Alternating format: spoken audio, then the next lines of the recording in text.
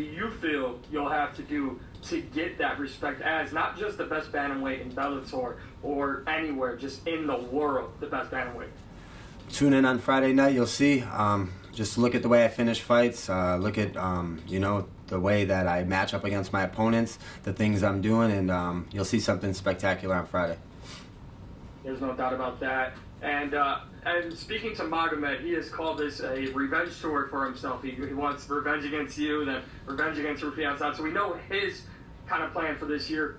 What entices you next after this weekend? I don't really mind his plans, but mine, because I'm going to finish him again. I'm going to close the chapter. I feel like I finished him last time, and I'm granting him this rematch. I fought more fights than him. He only fought, I think, the 8th ranked guy to get back to me. So, I'm granting him this rematch. I'm going to finish him, and then I'm going to move on to bigger names and, the next best guys in the division. If that, entails me rematching the other guys, it doesn't matter. I fought everyone in the top 5, so I'll fight them all again if I have to. Last one for me, Patchy. Really appreciate the time. I think it was the worst kept secret in MMA, just how talented and great you have been throughout your career. When you come full circle with everything leading into this main event, having the belt, now having your name at the top of the list, although wanting more respect, has it hit you just what your career and Bellator has meant to you in your career and what you've done so far and what you plan to accomplish moving forward? No, I'm just getting started, to be honest with you. I love training. I'm obsessed with it, so I think this is just the beginning. I just turned 30 years old. I'm entering my prime, so I look to reign the division, and I look to grow and get better each day. I feel I'm a novice right now, and I want to be an expert, so every day I'm chasing that. Well, you're a hell of a novice, then, if that's what you are. Thank you for the time. Anik. Patchy, I saw you visited the Eiffel Tower with Tatiana. Where else do you plan on taking her in Paris? I think we're just on a strict business trip right here until the fight's over, and then we'll stay one more night in Paris, and then she wants to go to Italy, So we're going to travel around Europe here for about a week after. Very nice. And you've been training with so many killers at Extreme Couture. You've trained with Umar Nurmagomedov, Manel Kape. I'm wondering who's given you the toughest rounds in the last 6 months, because you've made your last few fights look easy. There's so many guys. Umar was tough. I sparred him a lot on the build-up for his last fight. Very, very, very highly touted. One of the best bantamweights in the world too. Very tough. And also Merab Dishwalavili. I spar him every Thursday for 5-5. So I did about a few fight simulations with him before this fight, and he's very good at his cardio. He's very tough too. So I think those two are probably my 2 best training partners. Thank you. Mills. What's going on, Patchy and MMA Locker Room, part of Pub Sports Radio? How you feeling today? I feel well, man. I feel good. How you doing? I'm doing good, man. I just want to say, man, you've been carrying yourself in the way that a rightful champion should, setting the right examples as a good role model out there. But how do you do it, though? I just need to ask, because you're on a 6-fight win streak, and right now it seems like your fight resume overall, we got to give you an A. Your finishability, we got to give you an A. Your cardio, you got an A. Your wrestling and striking is right there too. What do you think you can improve on overall? I think I can improve on all aspects of MMA. Like I said earlier, I'm a novice, I feel, in all areas. I just train like that, and I'm obsessed with it. I feel I'm in love with what I do, so that helps me, achieve this level. And, I enjoy training every day. So I just try to get better at each discipline every day. And I also try to carry myself, being a long-time head coach of, JV coach, of the Sweet Home Wrestling program. It's a high school where I'm from, and a lot of wrestlers look up to me, and I mentor a lot of young athletes. So, I really need to hold myself as the champion I believe I am. Got it. And then one more for me. It seems like it's hard to get fights in the bantamweight division now with Bellator. You got Rufian Sa'd sitting on the sideline. What's your plans and goals once you get past him this week? I flattened Rufian Sa'd in a minute for $1 million last year. I knocked him out cold, so I think he thinks I caught him. So, granted this goes well here, which it will. I go out there and put Magomedov away. I'm either looking at a rematch with Stotts or even Leandro, he goes around. So, I haven't fought him. He's ranked in the top 5 or 6 right now. So, one of those names really excite me. And Stotts really excites me as well, I think he thinks, like I said, I caught him. So I'd really like to close the book on that chapter as well. Got it, and last one for me. Go ahead, look at the camera right now and tell everybody why you're the best bantamweight out there. No exclusions to nobody. I'm the best bantamweight in the world because I can finish anybody at 135 in the world. I can finish anybody at bantamweight, and if you match them up against me, they will not survive 25 minutes with me. Dylan. Patchy, what's going on, man? Thank you for the time. It's been a couple fights since you fought out there in Europe. I'm wondering if going international gets you a little bit more fired up to display your skills in front of a different set of fans. Yeah, I guess I fought Hawaii my last before the Pettis fight, so those fights weren't international, but they felt like it. But coming back to this side, I fought in Ireland, and being back here like in Europe, being here in Paris, I know Cedric is like a huge name, and he fights before me. So I'm super excited to put a show on for the Paris fans, and I don't think they've ever seen a Patchy mixed show or anyone that does it like me. So I'm excited to close the show for them and give a full arena, an action-packed fight. Yeah, speaking of Cedric, I saw that you and Jaleel Willis were spending some time together out there. I didn't even know you guys were, friends outside or as fighters outside the cage. Obviously, different divisions, but what's the relationship with him, man? Oh, I know Jaleel. Just we fought on the same card. We actually shared a card before.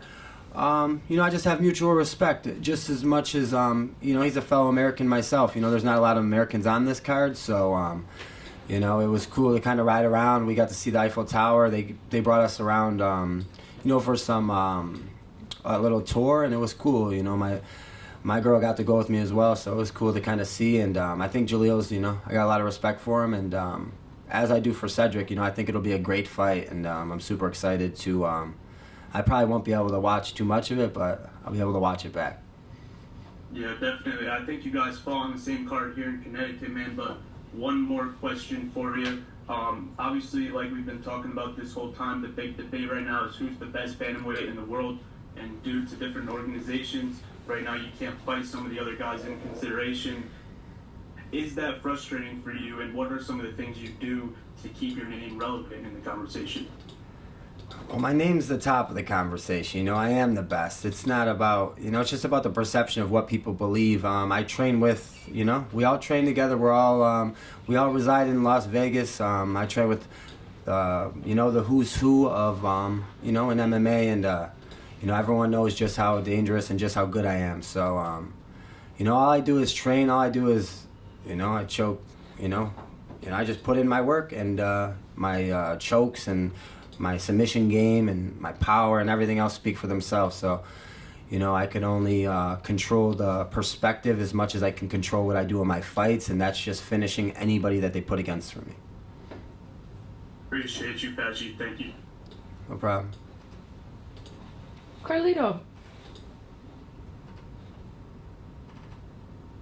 Yes, Patchy.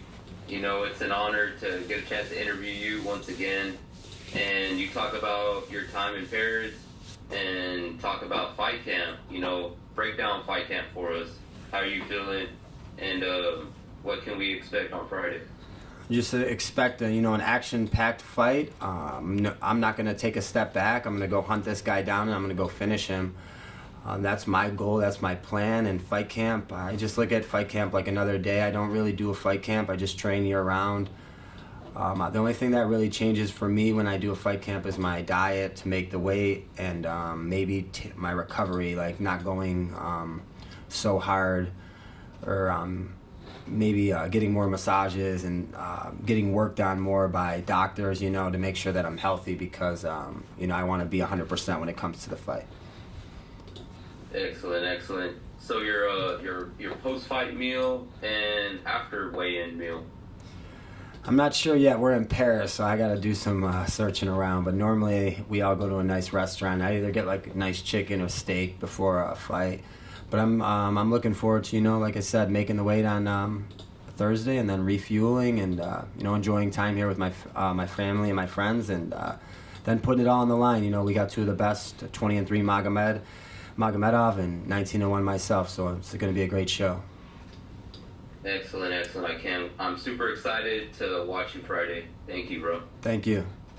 Patrick.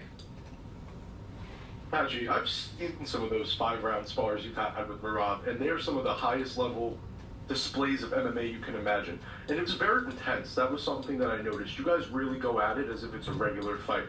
Is that something that kind of calms down as you get closer and closer to fight week, trying to avoid injury, or are you always in there just going as hard as you can with guys like Merab?